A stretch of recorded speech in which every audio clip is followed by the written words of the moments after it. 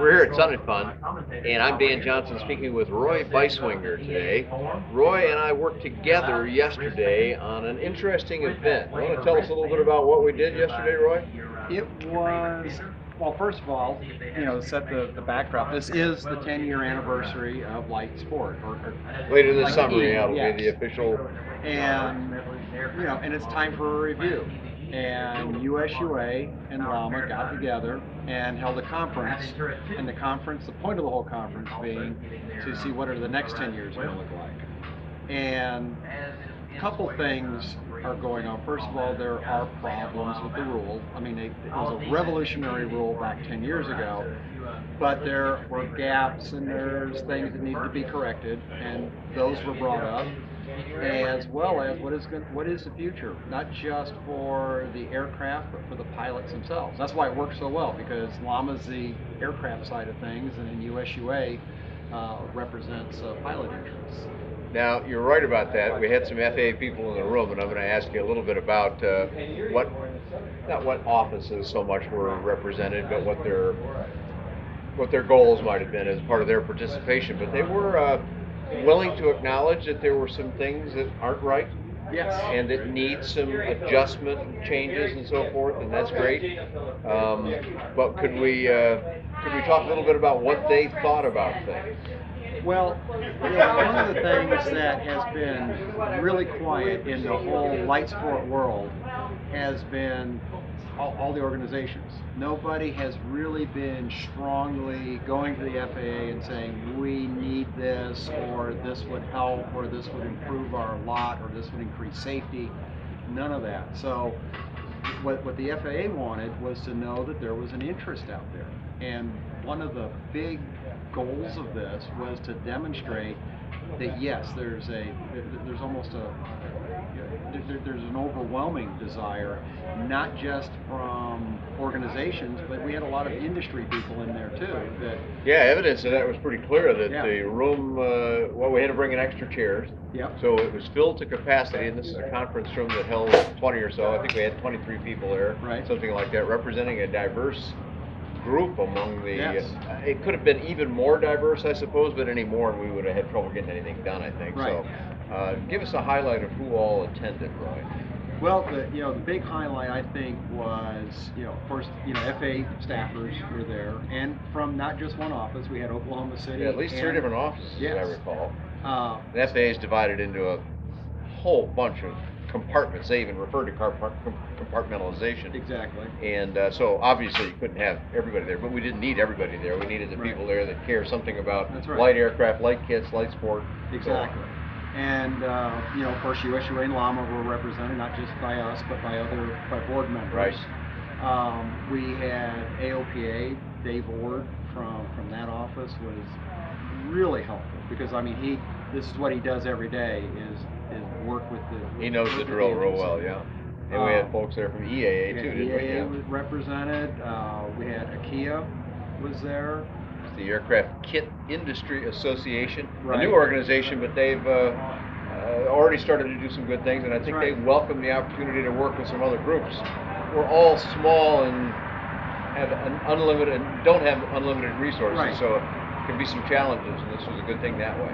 Well, and that's actually a great segue for one of the big things that we're trying to accomplish, because we had like 30 issues and growing, because once we got there they said, what about this, or what about that? There were a couple of other ones that came on the list. Yes. So, and when we say 30 issues, these are 30 broad-based issues like electric aircraft, or pilot training, or LOTAs, or the 8130. Yeah, an FAA policy draft that just came out recently that had caused a lot of heartache with people. Right.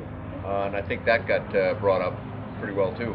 So we ranged on a wide variety of topics over 3 hours, kept the pace up pretty good, but I can kind of identify 3 things that I thought were really the most substantial items.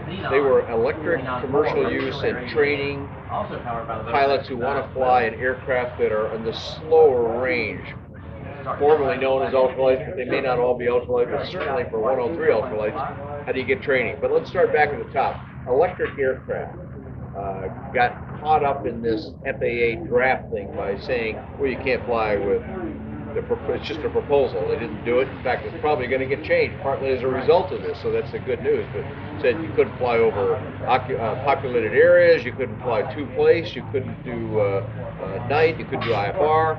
Now, not that an electric aircraft is going to want to do all that, but what a way to stifle development.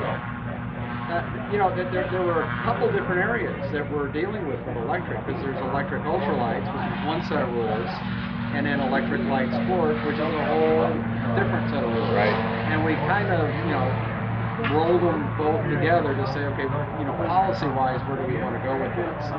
And it was very interesting to me that electric was on a lot of people's minds, even folks who aren't currently doing a lot of those electric. people really, they're not planning to do an electric one, Right. but there's a lot of interest in electric-powered aircraft. Right. And that's going to happen at the very lightest ends, which basically means ultralight. That's right. And ultralight is not gone. So. And that was another big, very, as a USUA guy, one of the things I was very happy about was to see that there was a lot of interest in ultralight training. There was a lot of interest in electric ultralights. There was a lot of interest in the whole very, very light side of things. The center of gravity for the last 10 years has literally gone up. Yeah, right. To have Carbon stuff. fiber, glass cockpit airplanes, they're wonderful, but Right. they're not affordable for a lot of people. Right. It's just the truth. We've been hearing that widely, but there's a whole nother range of airplanes out there that aren't getting caught up in that. So That's we right. talked about that a lot, but one of the problems for those, there's a group of airplanes that are faster than 87 knots and some that are slower than 87 knots. The faster ones got a lot of training capability. It's the slower ones that don't. What do you think we accomplished in that regard? Well, first of all, we're elevating the issue. Sitting there and answering USUA phones, we hear it from a lot of folks. They go, "What about training? Where do we get trained? What do we do? Where do we go?" And All right, I want to buy this ultralight, but how do I get any training in it? That's right. I can't go fly in a CT or a Vector or a Techno Right. and know how to fly a Quicksilver. That's right. And transition training works up and it works down too. So, and again, lots of interest from many of the members in there. And there's things like the LODA issue. There were things like, and that was probably where a lot of it manifested. And LODA, for those that don't know, Letter of Deviation Authority, which is another awkward phrase, but basically it means a special provision to allow somebody to use an aircraft to do some training Right. for hire. Exactly. Correct? And if they do that, then if those LODAs were allowed, then more people can do training That's right. for those that want it in those slower aircraft that are challenged today to get that training. Exactly. And LODAs are allowed today. It's just the process is so cumbersome, so awkward, so unwieldy that you can't get people. Instructors, they just throw their arms up and go, I can't do this. I'm sure they could. They're smart enough to be instructors. They're smart enough to be pilots, but they just choose not to. And Because the process is challenging process is enough. challenging So and I think we made some sometimes progress in that regard. The idea is to do some more of these safety conferences in the future. We talked about some dates and all that stuff yet to be determined and whatnot. Right. But my sense in coming away from it was that there is the potential for some positive change that will help out the guys that want to fly affordable aircraft. And I think that's a key component here. Well, and the big thing was commitment from the FAA. Yeah. The FAA. Yeah, you had some pretty big shot guys in there. That's right. That knew some stuff, and I was very impressed with their interest. That's right. They didn't just sit there and listen; they participated. Which is, really what we needed too, because we're trying to figure out. Both sides are trying to figure out where we can go. And so, it's a first meeting, as you said. If we could solve all the light sport problems, in 3 hours, then Well, there wouldn't be any. Right? there wouldn't be any. And by the way, then we should work on world hunger tomorrow. So where are we going to go to get some more information about how this progresses? There's not really a website about that safety conference, but USUA has a website. USUA has a website. Of course, LAMA.biz is out there. And one of the things that's going on is getting the word out to the media. And there was a lot of stuff put out by LAMA just a couple weeks ago about that esoteric order, and really we need to thank a lot of people out there for writing in. Yeah, there was a lot of response to FAA on this. They definitely heard it. Yes, they There did. will definitely be some changes. How good they are, we'll see as time goes on. Right. But well, thanks for talking with us today, Roy. USUA.org and LAMA.bz. We'll put those up on the screen for people. And thanks for speaking with us here at Sun and Fun. Roy Beiswinger from the U.S. Ultralight Association.